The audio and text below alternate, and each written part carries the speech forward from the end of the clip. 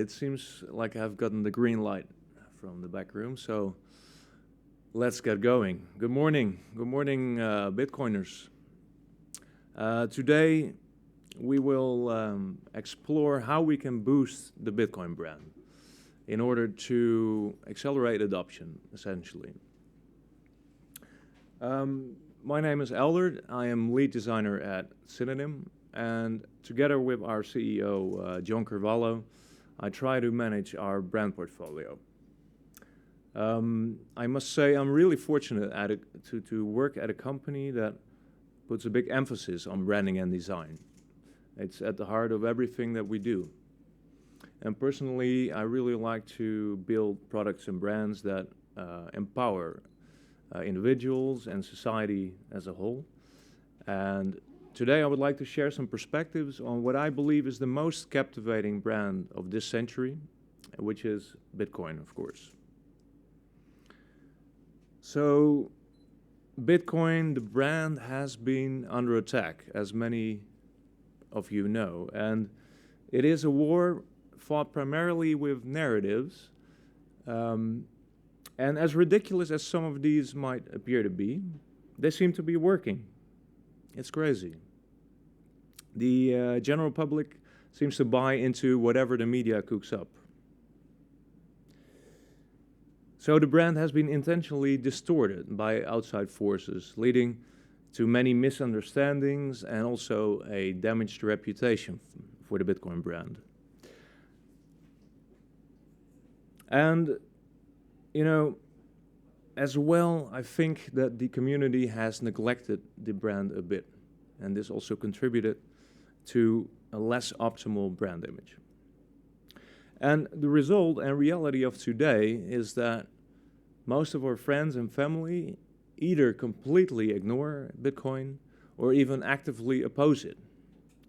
Every year at Christmas, you'll likely have to deal with uncles and grandmothers that argue that Bitcoin is the biggest Ponzi the world has ever seen, right? So, if we as Bitcoiners want to see it go global, want to see global adoption, we need to step up our game. We need to start improving and fighting for the Bitcoin brand. So today, I will show you some tools that allow us to push back against these negative narratives and some practical strategies that we can use to benefit the Bitcoin brand. Now, before we dive into practical strategies on how to do that, let's first explore how perception has changed over the years and also which factors contributed to this change. And by doing so, we can analyze how we can optimize and tweak some of these factors in order to benefit the brand.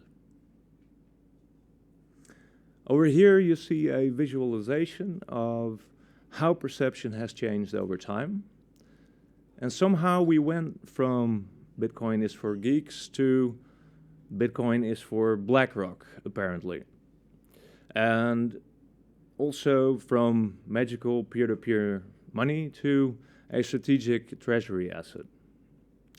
Now, this is, of course, an average sentiment being displayed here in this chart, but the way people perceive Bitcoin still varies a lot from person to person. Some see it as revolutionary, as a powerful savings tool, while others view it as super risky or even harmful. But why is that the case? You know, there's this saying, right, where we're all Satoshi, and that is also true for the brand.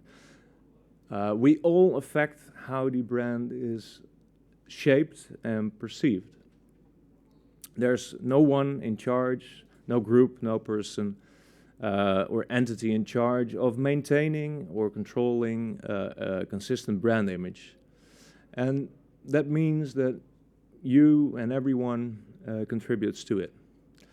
As a brand manager myself, I both love and hate this about Bitcoin. You know, I'm completely powerless as an individual. I'm well aware of that.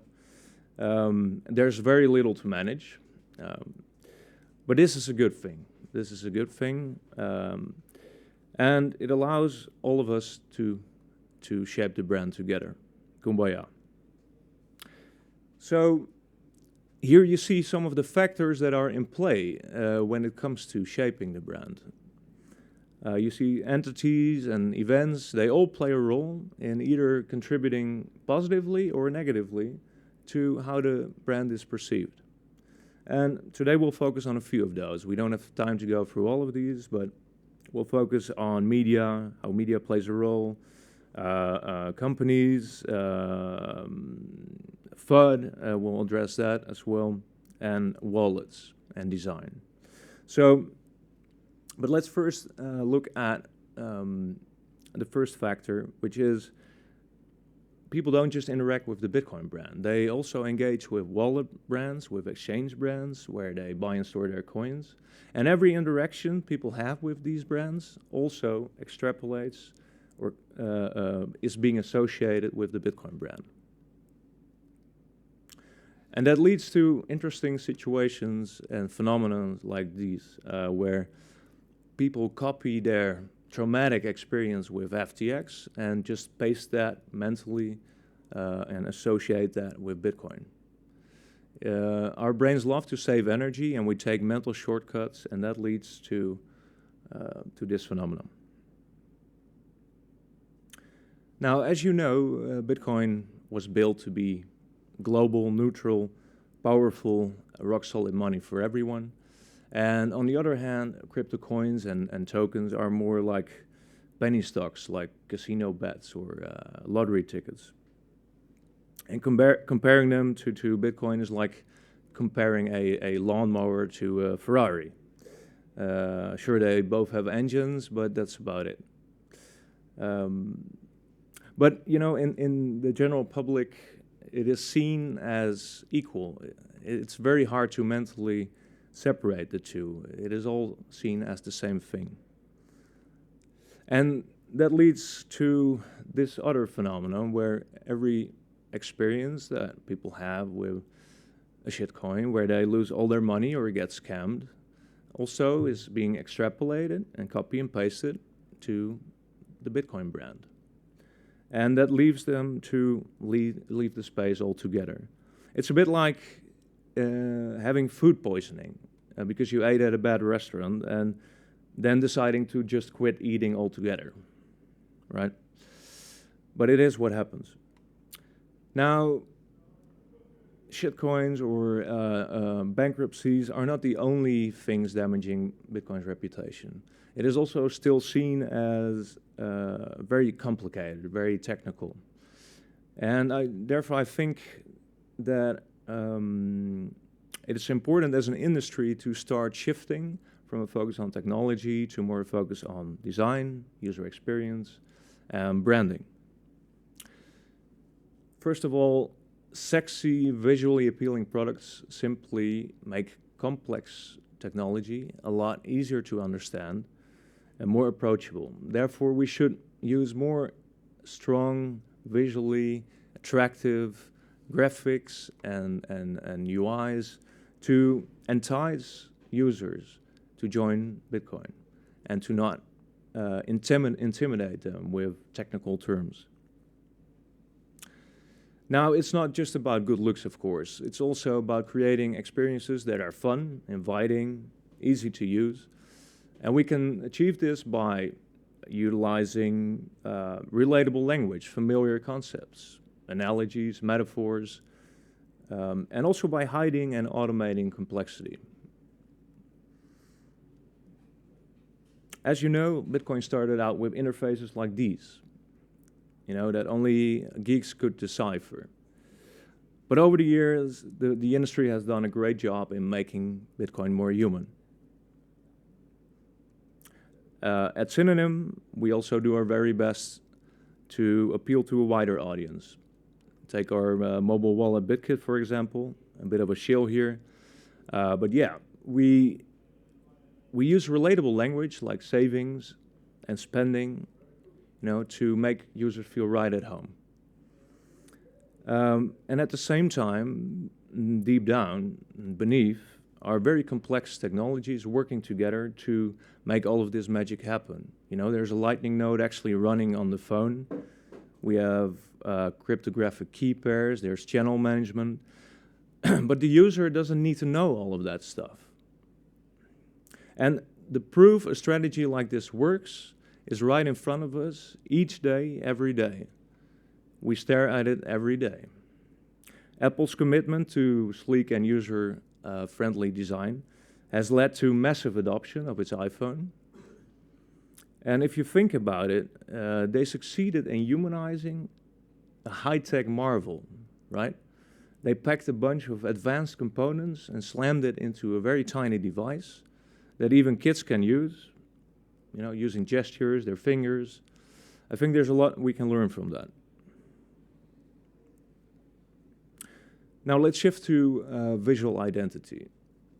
When we look at the Bitcoin logo, I think there's actually nothing wrong with it, absolutely nothing. It's perfect. It signals trust, it signals strength, it conveys money. You know, it clearly looks like a monetary symbol, also because of the lines. And it is easily recognizable. In fact, it's right up there with the Nike swoosh by now. Everyone around the world recognizes it. And this global recognition was actually achieved without any marketing budget spent, right? Thanks to all of us. That said, I do think that more harmony in terms of visual language and symbol use and tone of voice could benefit the brand, could strengthen it, if we were a bit more consistent with that. And therefore, I want to propose that we standardize the use of the Bitcoin symbol and use that in our interfaces for our apps, for the base unit of Bitcoin, what a lot of people call sats. And in fact, I should argue that we should drop the sats and call that Bitcoin instead. You know, we should just leverage the existing brand recognition that's already there and not confuse people with other naming. And finally, Bitcoin could also benefit from a universal style guide for branding, again, to signal a consistent image to a wide audience. And when you create a new Bitcoin product, you know, please don't be too creative and come up with yet another sat symbol that will only increase confusion, and instead try to use what's already there. Again, I think we should leverage that global brand recognition, and we have already applied it in BitKit for the base unit. We use the Bitcoin symbol, and as you look at it, it just looks right. Also, people like having more of something, so this will also help address unit bias and will accelerate adoption in a way. In other words, infinite divisible pizza for everyone. So there have also been some efforts within the industry to introduce a brand mascot. And although I applaud the attempt, I don't think the general public will identify with a grumpy, weird old guy, right? The mascot is simply not very likable. And it only helps reinforce existing narratives pushed by the crypto industry that Bitcoin is slow, clunky, outdated tech, boomer tech. If instead we would try to position Bitcoin as more of a cool brand and take an opposite approach, that could perhaps work better to entice a new generation of Bitcoiners. Now, I'm not saying that this mascot necessarily is the best we can do, but you know, it's worth a try, right? And at least it's not grumpy. And also for our youngest, I think Lina Saige is also doing an excellent job. A lot of kids will now grow up with memories of their stuffed little hodler, and this will prime them, you know, to become a Bitcoiner later in life. And of course, we also have our, honey badger, the OG mascot still, That worked really well for the first wave of adoption, for the crypto anarchists. But now it's time to shift to more relatable mascots. All right, so we've seen that design, user experience, and brand identity can help the brand, but also strong messaging and communication is key if we want to elevate it. Now, I think the community has done an excellent job creating narratives that have really stuck over the years. Narratives like "don't trust, verify." They are intriguing, however, they're also a bit mystical, a bit cryptic. And this means they appeal to a limited audience. A lot of these narratives and slogans tell people what they should do. And you could argue this is a good thing, as it makes the slogans actionable. But they fail to address the why. Why should I be a bank? Why should I verify things? You know, why does fixing the money fix the world? So this worked fine for the first adopters of Bitcoin, for the OGs, as it made them curious and led them to research Bitcoin on their own and, dive into the rabbit hole and come to the conclusion that this is the best money the world will ever see.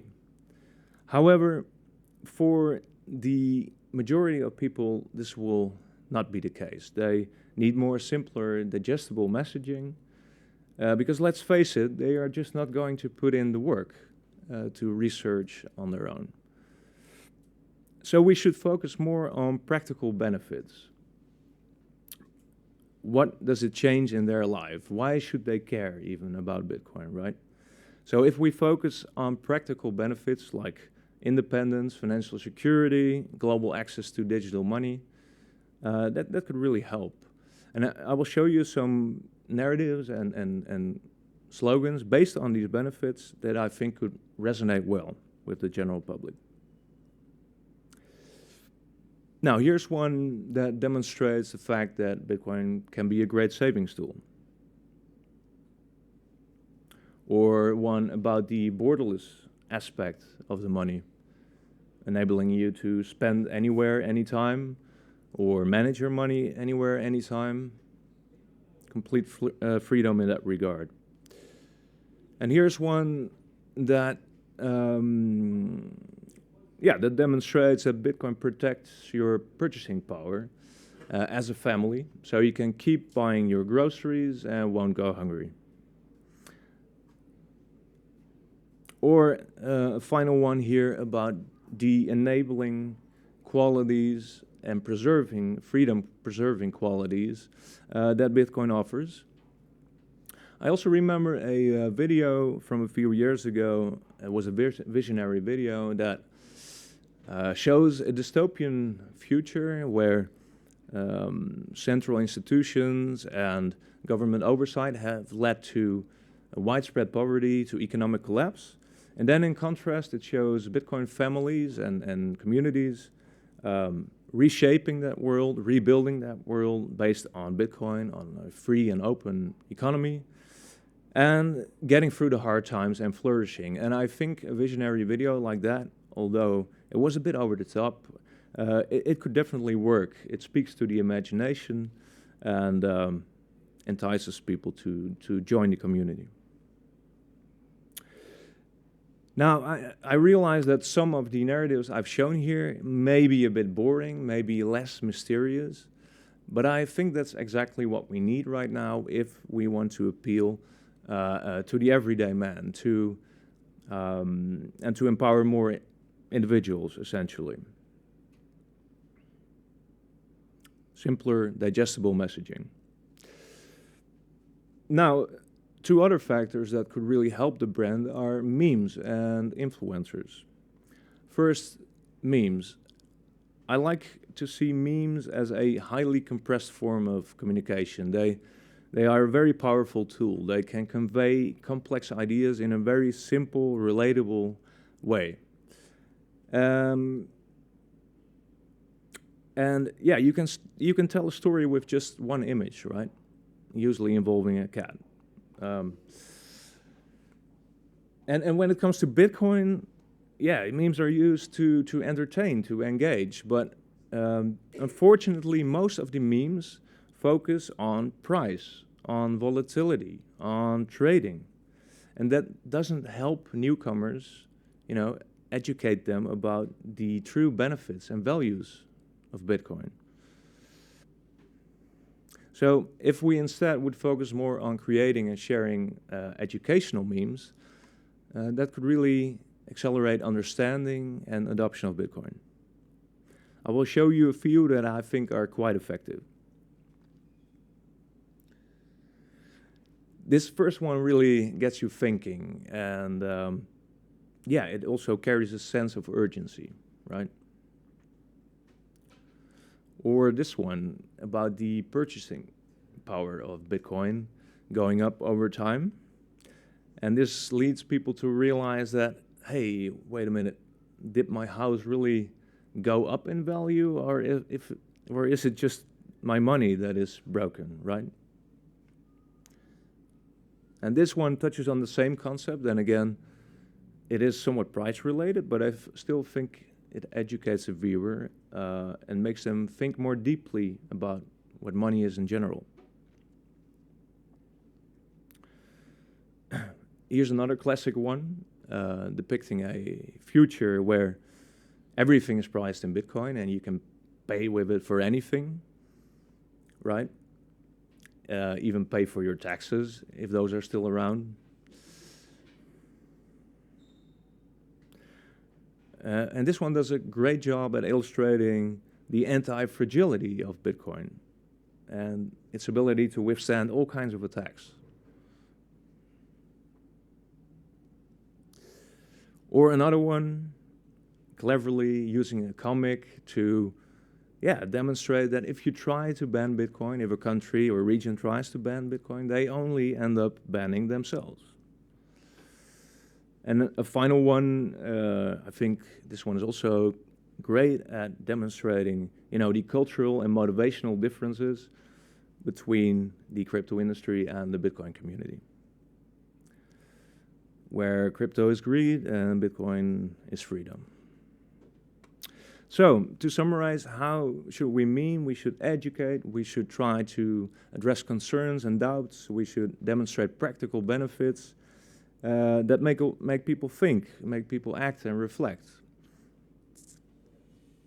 And while we're on the topic of education, I think we're in desperate need of more educational influencers, more people like Andreas Antonopoulos, that had an exceptional ability to explain what Bitcoin means for the world.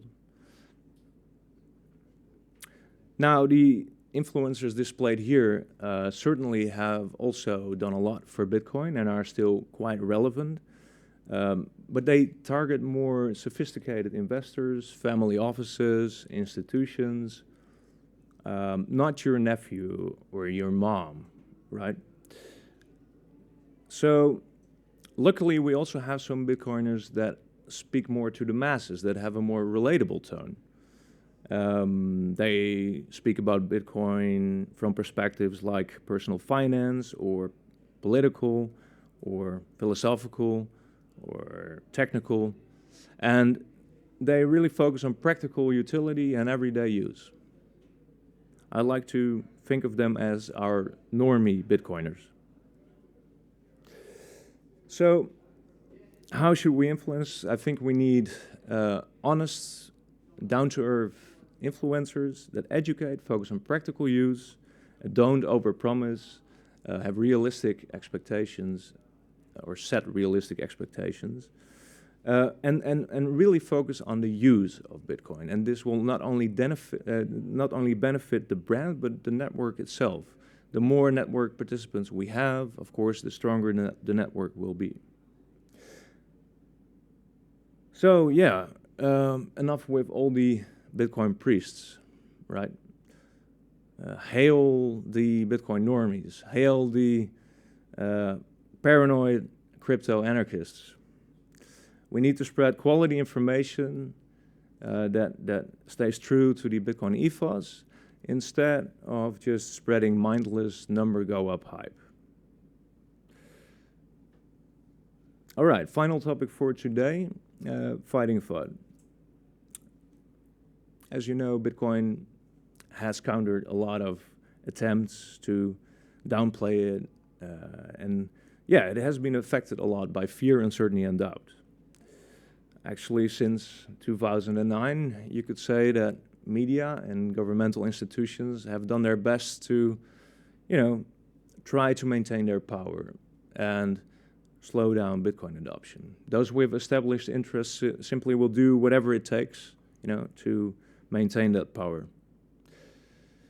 And for example, environmental concerns like this one really damages the Bitcoin brand. And apparently now every time you transact with Bitcoin, you empty someone's swimming pool.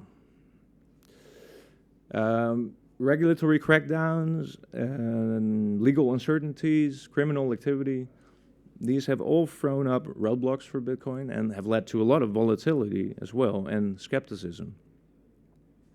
So yeah, we can do our best, right? Creating benefits or explaining the benefits of Bitcoin. But the truth is we will always have to counter these negative narratives. We always have to deal with that. And it's best to just front run that and battle it head on with some fun and digestible messaging that demonstrates or points out the absurdity of some of these claims and concerns. For example, this one is quite playful in breaking down FUD. If the internet goes down, we have bigger things to worry about than Bitcoin. Or this one about the lack of any backing, right? In fact, Bitcoin is backed by, or is created and secured by energy. And on the other hand, you have the dollar, which is simply created by someone typing a bunch of zeros on a computer keyboard. And it's only backed by war and violence.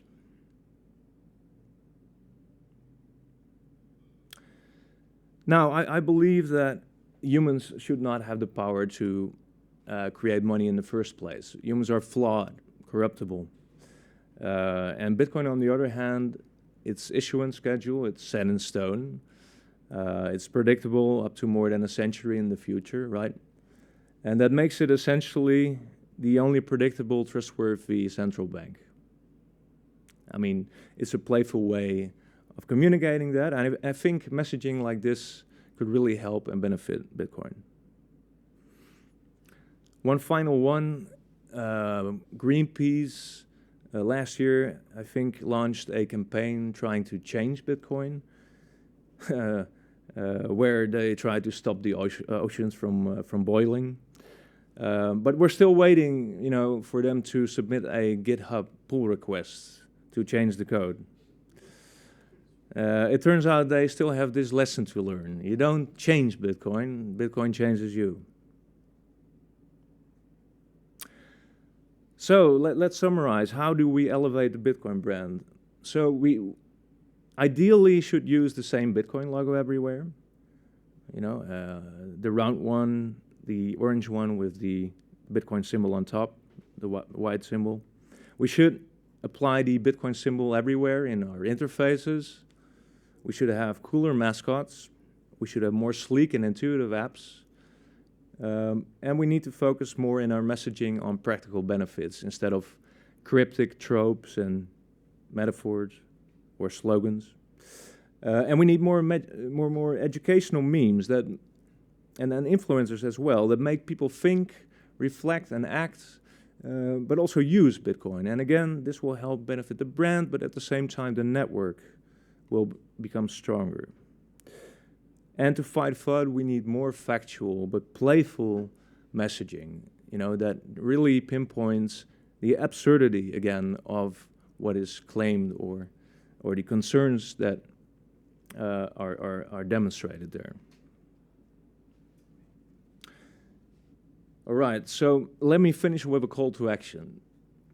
I know that Bitcoin is decentralized, that the brand is decentralized, and that we cannot have brand management that is centralized or orchestrated. But let me be very clear, that is a good thing. That is a good thing. But as Bitcoiners, we all have a stake in its future, right? So I hope I've just inspired you a little bit today with some fresh ideas and practical strategies on how we could potentially elevate and boost the Bitcoin brand. Let's create a future we can all be proud of. Thank you.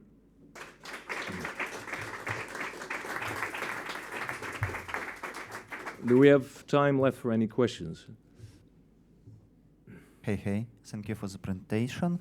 I would like to ask you, I think mostly of your points were mentioned to P2P segment, like bringing Bitcoin to just end users. But what do you think about bringing Bitcoin to enterprise and to companies? How we can, promote branding and promote benefits in this area? Yeah, so good question. The reason I did not touch on that is because I think that's already happening too much, which is weakening the Bitcoin network. We need more individuals that truly use Bitcoin and that can use it for savings, but also know how to spend it, use it in circular economies, and really pay each other in goods and services. So I think we should try to morph the brand a bit and really appeal to that group and that use case. Okay, thanks. And second question, if I can, what do you think it's bad idea to promote Bitcoin like a saving asset, like a gold, or better to promote Bitcoin like some kind of new payment methodology, like a real currency? Yeah, good question. I don't think they're necessarily exclusive. I think we can demonstrate both of these benefits very well. And the first one, if we're honest, the first one that entices new users is the fact that the purchasing power goes up, usually over time, over long periods of time. So the savings tool is a great way to get onboarded, but then we should, nudge people in trying out transactions, trying out buying a coffee at a conference or playing with it with friends. And that should really help and strengthen the network. Thank you.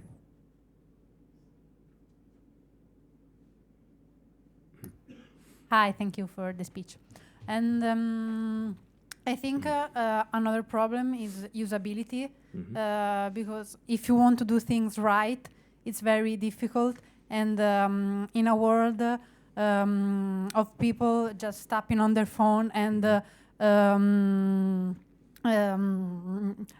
lightening the lights at home, with Bitcoin, if you want to do things the right way, it's difficult. So how can mass adopt this way of doing? Yeah, that's a good question, because it's very hard to have a self-custodial experience, that is similar to their banking experience, right? There is just more friction, and we try to take that away at our company Synonym. We try to at least automate and hide a lot of that complexity, but we'll never be able to fully reach that level of usability. That's only achievable with custodial apps. For now, Lightning is not there yet. Perhaps in a few years, the UX could be better. So we can also teach people and educate people about this kind of doing things.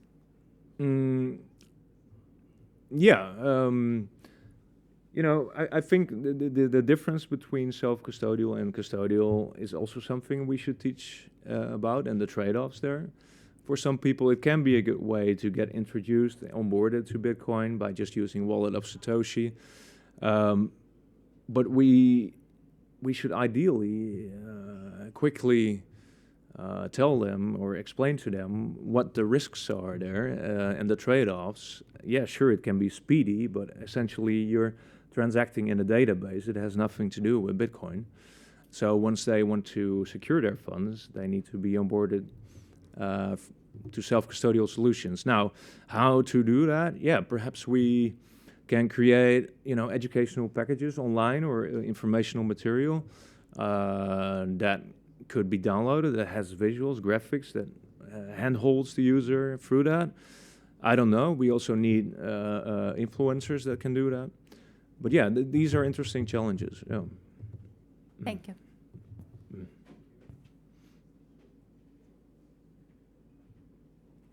Any other questions? All right. Well, thank you so much for being here today again, and see you next year.